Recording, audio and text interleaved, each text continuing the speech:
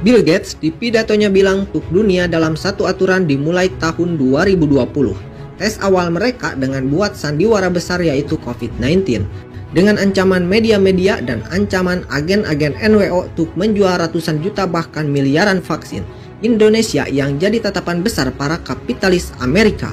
Kenapa harus Indonesia? Jawabannya karena di protokol Yahudi di proposal 20 Indonesia dan Pakistan wajib hancur sebelum 2025. Program setelah 14 negara Eropa dan Amerika Serikat menyepakati Islam musuh bersama setelah Uni Soviet hancur.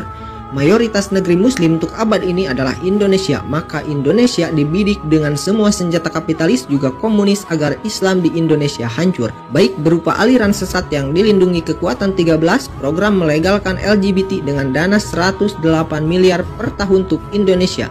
Penghancuran ekonomi umat, impor besar-besaran juga impor tenaga kerja asing dan asing di saat pemuda-pemudi Indonesia banyak yang jadi pengangguran.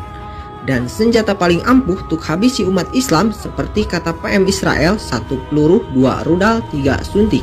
Ini program besar dari 2020, entah sampai kapan. Dilihatlah potensi sosok besar dalam negeri yang berhasil dengan program vaksin terbaik dan juga banyak jadi pujian rakyat.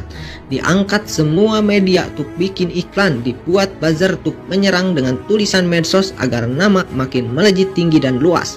Tapi tidak ada yang sadar kalau mereka hanya jadi boneka mainan para mafia-mafia politik oligarki yang hanya 500.000 keluarga, tapi menguasai semua sistem di bumi ini. Umat yang tadinya ikut imam pun akan lompat pagar meninggalkan para pemimpin-pemimpinnya demi iming-iming jabatan juga amplop tanpa seri. Cara lama tapi masih ampuh untuk bikin umat Islam meninggalkan pimpinannya. Nyata terjadi saat kapal besar itu tenggelam dan berubah jadi sekoci kecil dihempas badai dan gelombang. Potret masa-masa konstitusi diagung-agungkan dari ayat suci. Hukum globalis ditinggikan dari hukum hadis. Mempertahankan iman di akhir zaman bagai menggenggam bara api. Taat pada imam di masa ini jadi isapan jempol belaka. Sistem ini terlalu kuat.